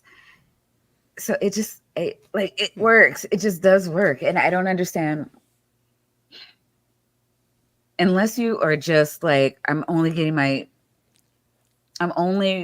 relying on misinformation. I refuse to listen to facts. I just there's no way to deny like what you see with your eyes. And what we see with our eyes is like 90% of the people in the hospital for COVID are unvaccinated. Mm-hmm. And yeah, it's just like all previous vaccine. It's not perfect by any means. There are breakthrough cases, especially And especially if you have thanks to. comorbidities. Mm-hmm. Yeah, but especially thanks to the unvaccinated population allowing it to flow and mutate for as long as Hmm. possible. There's lots and lots of variants, and variants can break through. It's very much like with the flu situation. You caught the flu last year, you're now immune to that strain of flu, but you'll catch the flu again this year Yeah, because it's different. It's it's different. mutated. Yeah, You only have right. partial protection. Turbo cancer? What is he talking about? What? The turbo cancer is a grande of time. Oh, grand old time. Okay, I'm sorry. I just can't read. Yeah, well, I'm not sure what that's all about, but I personally don't think that turbo cancer would be extra fun, but you I know. mean, it sounds like it lacks fun, but I never had it, thank God. Yeah. But yeah, so it hurts my head, but that's just the latest incarnation of anti-vax. The next thing that comes along, they'll be anti-vax about that too, Mm-hmm. and there will continue to be vaccine hesitancy, particularly among minority groups who have been extra mistreated by the medical field for a long, long time. A very long time. And I mean, still today. Yes, or at least not treated with proper respect. Icarus, it depends on the R word. There are two of them that I really, really don't like. I think you can probably figure out. Just use your best judgment. I trust my mods to use their best judgment. Same. Bum bum bum.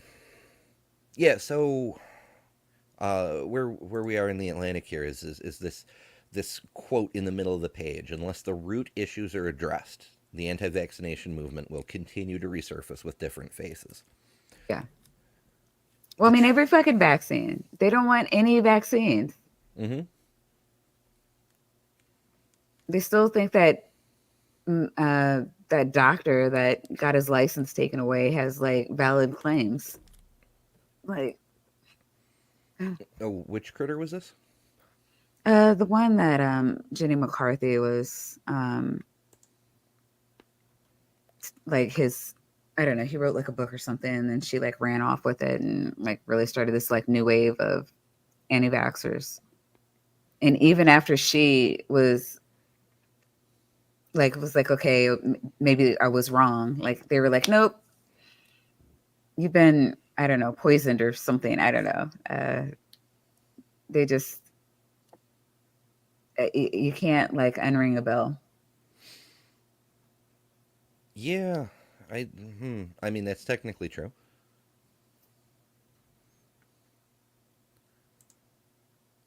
I don't know. It's yeah, it just keeps cropping up over and over, and like here's another story from 2015, and this is where I found that image from before with the same different group of people, but the same thing: anti-vax people with the prejudice, the cliff of misinformation, and they're just marching to their death in the pit Mm-hmm. of smallpox, and that's from the 1940s. It just keeps going up. This is oh, I forget when this is from, but it was when they started using cowpox as a vaccination instead of the inoculation from smallpox. And you can see people are growing little cows in random places all over their bodies. Nice. I mean, obviously that was not how that worked, and I think most people knew that was not how that worked. But it illustrates people's Yeah. fears. It says the cowpox or the wonderful effects of the new inoculation or new in. I think it says inoculation. I can't read that. Yeah, Yeah. probably. It just. Oh, here's another good one from the New Yorker 8 years ago. If you connect the measles, it spells out my parents are idiots. Because, we, unlike smallpox, we hadn't eradicated measles worldwide, but we had eradicated it in North America. We had used to, not anymore. Ever since the anti-vax movement had been growing and strengthening, and suddenly Yeah. there were enough breaches in herd immunity that little pockets of it started showing up. And I mean, I'm sad to say that when I worked for Yahoo News, my job was to cover weird news stories. One story that came across my desk was parents who were tremendously regretful because they joined that anti-vax hype train, and these were white middle class people, but they bought into Alec Jones's bullshit or whatever it was, and they had an Right. immunocompromised infant, and they didn't vaccinate their older child who caught the measles, survived it relatively unscathed, but it was an unnecessary illness. But their infant child died because he caught it, and he was immunocompromised, and he was a fucking infant. Oh my God. So yeah, they literally killed their baby through neglect, through Yeah. sheer stupidity. And No, it's They neglect. realized it. Like, if you're not going to listen to like a fucking doctor, like a you're not listening to medical professionals. And it's not just like your doctor wants your kid to have, like, it's every doctor that is getting this from like all the top doctors in the fucking world. Like, it's not like one guy had an idea, maybe we'll try this little serum. Like, all the medical professionals in the world are saying, like, you should do this thing. And you're like, nah, I'm going to trust my mommy blog. Like, what the fuck is wrong with that? Is neglect. Your kid dies of like curable disease, a preventable disease, like, you like should do jail time. Like, and I don't even believe in jail, but like, just get these fuckers out of society that they're doing more harm than good. Hmm. And they just keep spreading their shit. I mean, I still today, every so often, a thing will cross. I don't do Facebook very much anymore because there's really nothing good over there. But every so often, I'll check in, and one of those 40 times people on the internet were confidently wrong things crosses my feed, and I'll look through it. And invariably, at least one of those 40 stories is a woman says something like, yeah, my 8-year-old daughter got the vaccine and then died. And then people are like, "Oh my God, how, what what were the details? What were the circumstances?" She And they hit by were a like, car. Like, holy shit. "Yes, that's exactly it. She got hit by a car." I need to punch something right now. Holy shit. Yeah. I'm like, "What the fuck is up?" And these people, they continue to tell other people, they spread the bullshit, and then it happens to other people, and Oh, nobody's learning from this so because mad. they're focused in that echo chamber thing. They're like, I want to be right. I'm going to only listen to people who tell me I'm right, so I feel good about myself. It's so You're far beyond so infuriating. mad. Mm-hmm.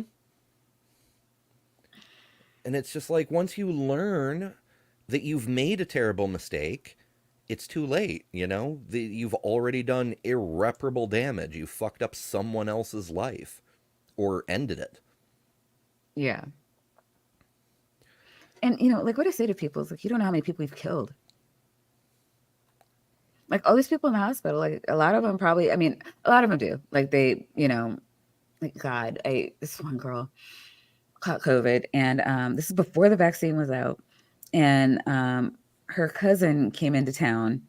It was one of her favorite cousins that she hadn't seen in like 5 years, and she just wanted to spend time with her. And I'm like,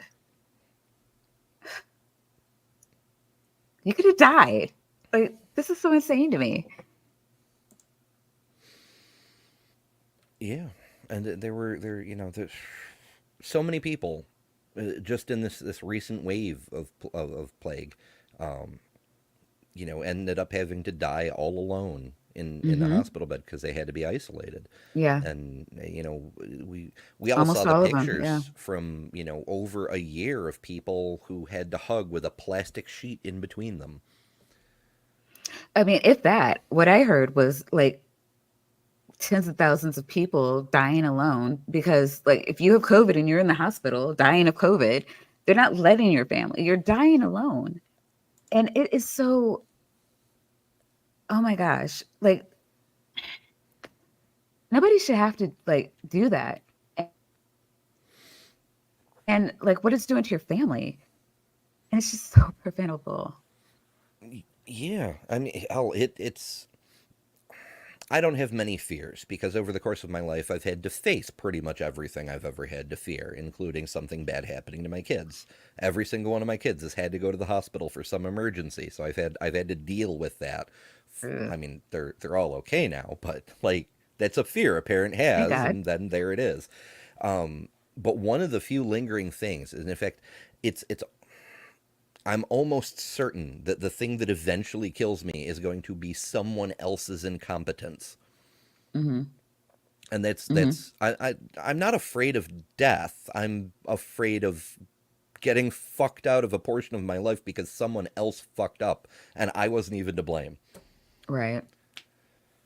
Just it's But I mean, it's just like, when I work at a hospital, so when I know we're in an outbreak, I'll wear a mask in public just because I don't know that who I'm interacting with didn't interact with one of the nurses on the floor, and now I'm like out in the community spreading crap around, and if I try to social distance also. So it's just like I don't know. Like a lot of people actually believe like they're gonna like go to heaven and meet a God, and like he's gonna be like, you like sent tens of thousands of people up here. Like, what the hell? It's like, no, this misinformation, God, fake news. Like, Right. Impeach like, God. I don't know. Right. Cancel Wouldn't that God. be a trip? There's, Right. there's all, people like God's me down woke. here that are like, we need to impeach God now. But when we get into the afterlife, we'll be like, oh, this isn't actually so bad. And then that group of people will be like, down with God. He's against Trump or something. Humans are Right. weird. We're annoying. So we got our last story here that'll kind of like bring us back around through to the present. It's another NPR story if I remember correctly. Yeah, and this one it's about vaccine hesitancy because it does Okay. draw on all the past stuff, but also what's been going on recently, and also according to this story, 43% of African Americans said they would get a vaccine if it's available to them, which means 57% would not. Hmm. That's troubling. It's It actually, well, when did this come out? This is from December 20th, 2020. Okay. So Yeah. we were No, still racing to get a vaccine at that point. not surprised. Not surprised. It's actually a lot higher than I would have anticipated, honestly. Um, because I mean, a lot of Black people have at that point had to see their loved ones die. Hmm. So I guess that would justify the number, but there's also a really high number of Black people that don't trust medicine or doctors or medical professionals. I remember they were going asking pastors to talk to the parishioners. They were talking like going into barber shops, trying to get the barbers to like just anyone that was like respected in Black communities. Like, please, we need you to get vaccinated. Um, Hmm. It's so weird we had to do a Hearts and Minds campaign with our own citizens, but we made that bed. Now we got to deal with it. yeah, yeah. It's like they say in this story. I guess the host was interviewing a person named Harriet Washington. Um, she says when I there's a rich historical basis for reticence shown by many African Americans, and when I say history, I'm referring to last week as well as 4 centuries ago. Four Yeah. centuries of abuse in the medical arena, but in context of the current circumstance, there's also very recent history. She's referring to a story that happened back in April where two French doctors revealed that they'd been doing research in African venues where the people don't have access to health care. So to see a doctor at all, Hmm. you know, Yeah. and yeah, they just got shafted by the medical research. There was talk. This part I don't believe is confirmed, but it's been floated in the community that there was experimentation done on African prostitutes, and it was it's hard to sort the fact from fiction Do because a they lose story their like that. license? Like, this is insane to me. Yeah, the thing of it is, it's not implausible. It's believable, and it'd almost No, be like surprising if it it's were very made up. believable. You know? No, yeah, I mean, especially in Africa where they don't think anybody's looking Mm-hmm. because this is what they do. But I just, oh my God, why? I mean, okay, so let's say you go there and you find whatever you want to find, and you want to be this big Nobel Prize winner because you like cured cancer. You still have to tell people how you did it. Mm-hmm. You still have to publish your research. And like, how do you do that? Like, is it ever worth it? I don't. I mean, medical ethics are a lot higher than they used to be. Like we can't do the things that we did in the Holocaust or the slaves today. Well, in theory, but like we just said, there's still parts of the United States that are practicing that eugenics thing about forced sterilization.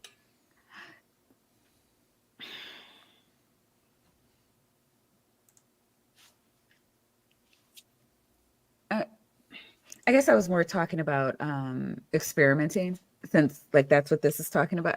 I'm Mm, assuming. When I think about the US, our biggest issue is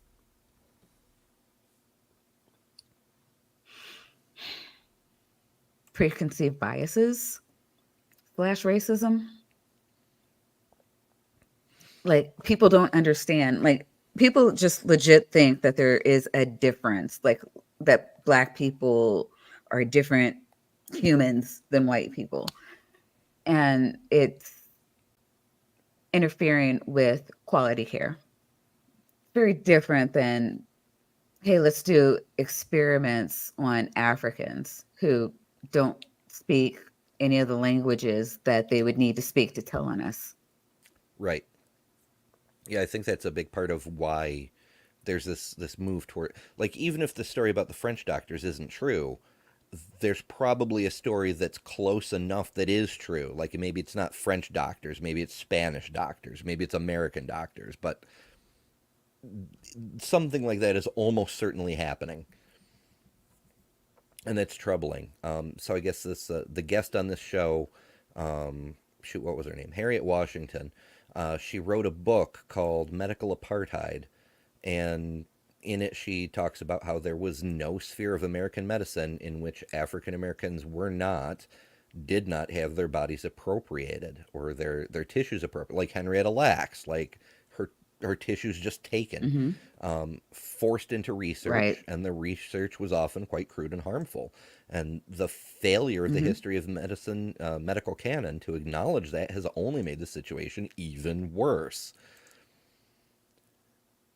So Right. it's just, Oh, it's yeah. a And if big ball of there's problems. anybody who doesn't know about Henrietta Lacks, she died of, I think, cancer. And doctors just took her tissues, started experimenting on it, came up with like all this medicine that has made millions of dollars. And her family didn't tell her family, didn't get consent from her or the family to do that, didn't give any of the money to the family for it. Um, yeah, just insane. Yeah, those are her tissues, and they're Hmm. in a non-legal but somewhat biological way. She's still alive. Like her Sure. living cells are in. I think they've got like 7 different uh, chains of descent from her Hmm. cells that are they're still they're in so many labs today. Right. So you could argue, even though she's not around, her brain is gone, her consciousness Yeah. is whatever happens to consciousness, but her cells are still there. Like Yeah. she's in a way kind of immortal, but she's was used, I she's hear you. being used. And her family is not being compensated for the millions, if not billions of dollars that they're making off of her. And it's just, I'm just incensed that we don't hear these stories about like,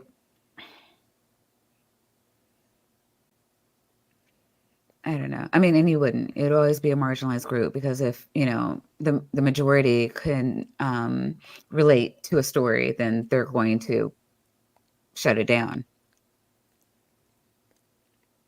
Yeah, every time something like that, like Henrietta Lacks, starts to break and come into the public consciousness, it inevitably gets shut down. Hmm. It's it's very troubling. It makes me wonder Yes. what else is out there that has never bubbled to the public consciousness to be shut down, that they've kept under wraps. And Oh, yeah. I don't think that we won't. Stuff comes out every week. We're going to find more shit out. Um, It's just sad that it has to be this way. Well, I think we can do better. I think Yeah. our society deserves better, or at least even if we hate each other with a fiery passion, I think we can all agree our freaking children deserve better. 100%. It's but it kind of brings us full circle Hmm. as Ms. Washington puts it. The distrust stems again from the fact that the healthcare system is flawed, deeply flawed, and treats African Americans differently. Many report, and I'm not sure that there's good data, but many report that their symptoms weren't taken seriously. They were sent home, though still ill. And so we know that this is certainly the case with many other important illnesses in African Americans. Their reports of pain and symptoms Hmm. tend to be discounted more often than are whites, so their access to health care is severely limited by these factors. Yeah. Yeah. So yeah, there we are. That's what got anti-vax started, racism, and it's still there, racism. Still there.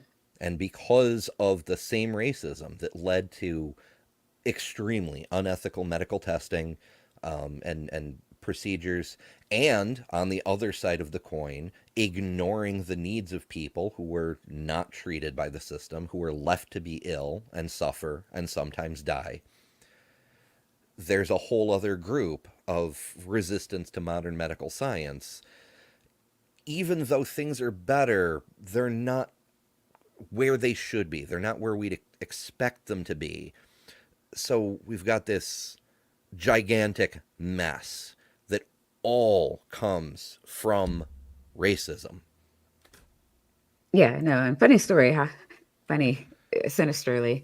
Did you know that we could have actually had like healthcare for all, like back in the 30s with the New Deal? But um, I think FDR couldn't get enough support from the Southern congressmen because they couldn't figure out a way to do it that wouldn't, where Black people wouldn't have access to it.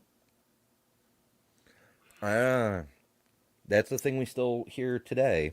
I no, yeah, I think so. I remember hearing if you ever listen to Bo the Fifth Column, he had oh man, it was probably a couple of months ago. This guy wrote in and he was just like, Bo, I hear you, and I want better things, but I look down the road and these people are doing worse. Like I'm doing bad. I look down the road and these people are doing worse than me, and that's the only thing that makes me feel good is that there are other people doing worse. And I'm like, holy shit, dude!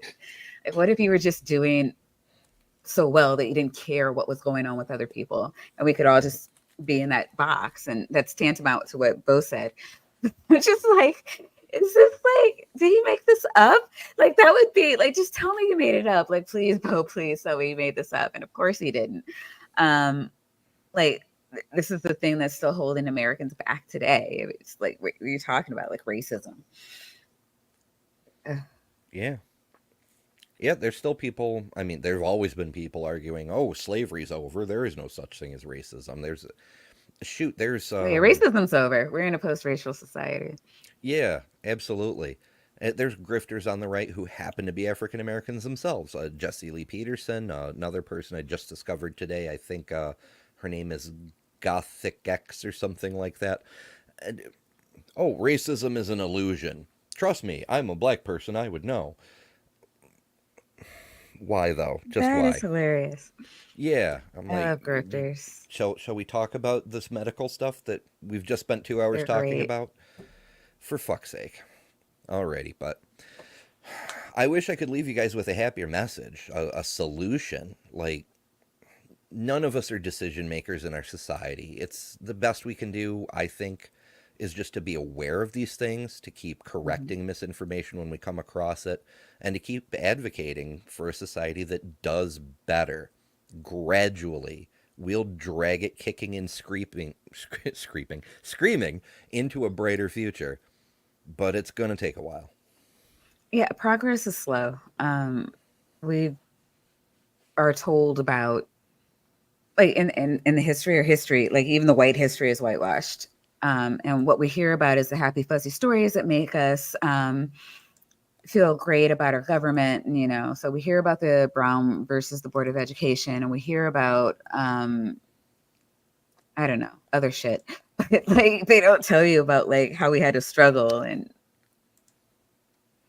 um like through, it's just, you get these incremental wins and then, these other things that keep setting you back. So progress is a slow change. You can't like swipe left on injustice. Um, Mm. and being a citizen isn't, every 4 years. You have to take, you have to take time to like self-care, but you also have to be active.